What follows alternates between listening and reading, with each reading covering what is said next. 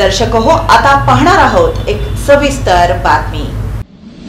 शेतरस्ता हा शेतकऱ्यांच्या अतिशय जिव्हाळ्याचा असणारा विषय। शेतरस्त्याअभावी जमीन पडीक राहणं, शेतीतून उत्पन्न कमी मिळणं तसंच शेतरस्त्यामुळे भावकीमध्ये वादविवाद ही नेहमीची समस्या बनली आहे। यावर उपाय म्हणून मंगळवेढा तालुक्यामध्ये शेतरस्ता अभियान राबवणार असल्याची माहिती तहसीलदार मदन जाधव यांनी दिली आहे।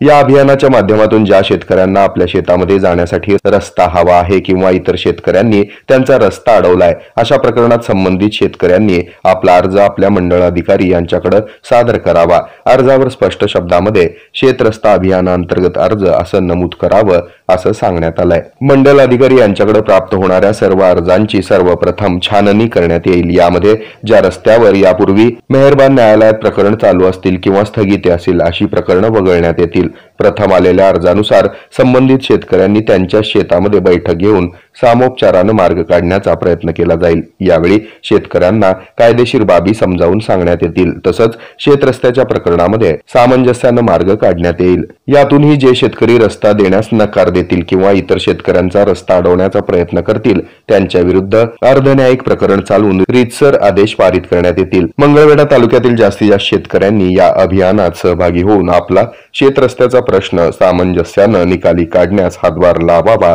असं आवाहन तहसीलदार मदन जाधव यांनी केलंय। हे आहे मेट्रोकास्ट केबल नेटवर्क आणि आपण पाहत आहात द न्यूज